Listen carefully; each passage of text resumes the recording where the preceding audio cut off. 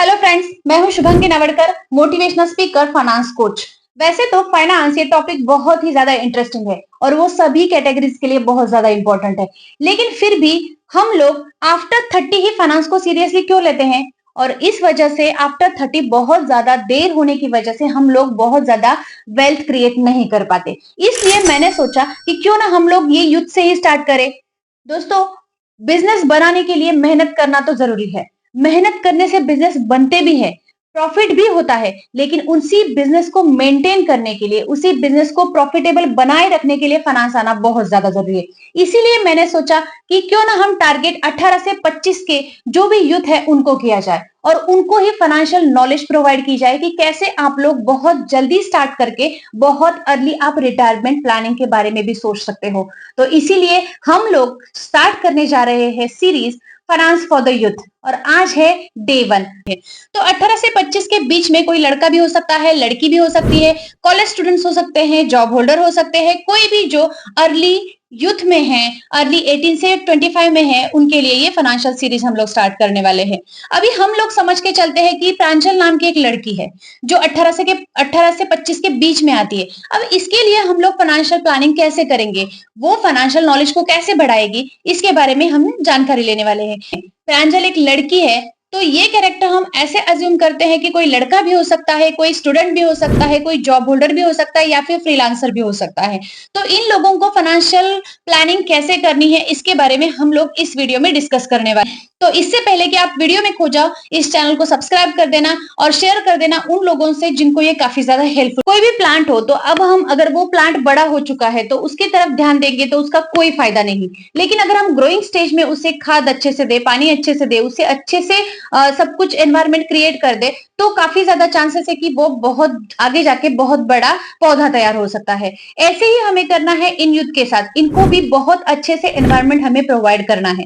अभी प्रांजल हमने एज्यूम किया है, तो प्रांजल एक ऐसी लड़की है जो अभी कॉलेज स्टूडेंट है और उसके साथ साथ फ्रीलांसिंग भी कर रही है। अभी फ्रीलांसिंग करना बहुत आसान है। आपको अगर कोई भी स्किल आता है तो आप सीधे से जाओ fiverr.com पे जाओ, वहां पे खुद को रजिस्टर करो, वहां पे आपको बहुत स्किल के अनुसार बहुत सारे आपको क्लाइंट भी मिल जाएंगे। तो वो फ्रीलांसिंग भी करती है, लेकिन ये करते समय फाइनेंशियल प्लानिंग के बारे में उसके दिमाग में कैसे आया? तो हमें क्या करना है, उसके दिमाग में ये बिठाना है कि आपको फाइनेंशियल फ्रीडम पाना है, आपको बहुत जल्दी मैच्योर होना है, आपको बहुत जल्दी सेविंग करके आपको आपका पैसा इन्वेस्ट करना है। उसके दिमाग में ये जब तक नहीं बैठेगा कि हमें पैसा कमाना पड़ेगा, तब तक वो फाइनेंस के बारे में नहीं सोचेगी। अगर वो कुछ भी पार्ट टाइम जॉब भी कर सकती है, इसके वजह से भी उसका इनकम अगर जनरेट होता है तो वो भी वो वहां पे मेंटेन कर सकती है।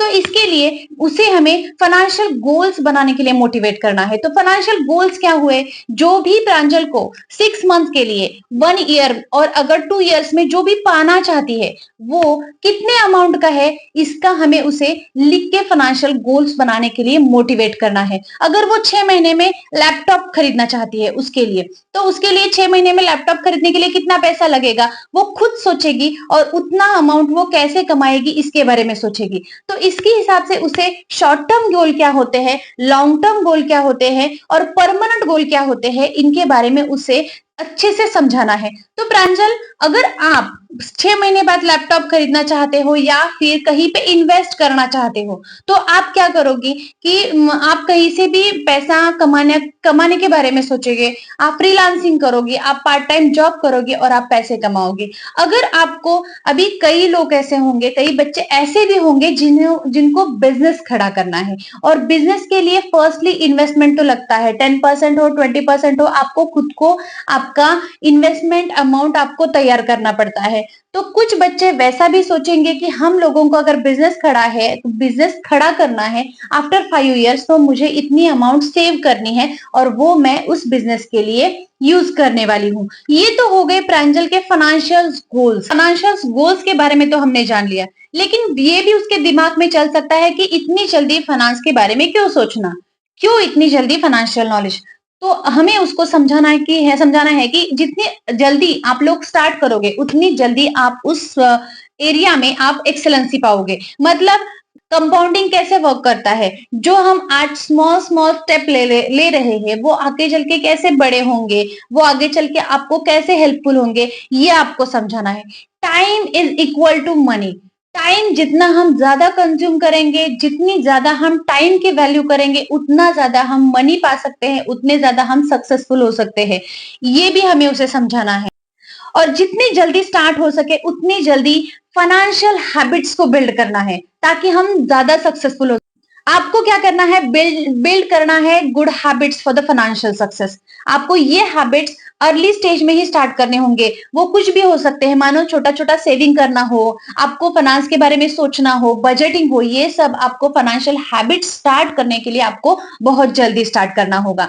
बेसिकली प्रांजल या कोई भी 18 से 25 के तक के जो भी यूथ यहाँ पे है, उनको ये समझना बहुत जरूरी है कि भारत में सिर्फ 27% ही लोग फाइनेंशियली लिटरेट है, मतलब वो फाइनेंस के बारे में जानते हैं, और उसमें वुमेन्स का बहुत कम कंट्रीब्यूशन रहता है। तो इसलिए हमें क्या करना है, बहुत अर्ली स्टेज से फाइनेंस को सीखना है और ये फाइनेंशियल नॉलेज लेना है। अगर आपको ये वीडियो हेल्पफुल लगी तो इस चैनल को शेयर कर देना, और सबको ये अवेयरनेस फाइनेंशियल कैंपेन चलाना है, सबको फाइनेंस के बारे में अवेयर करना है। Thank you so much.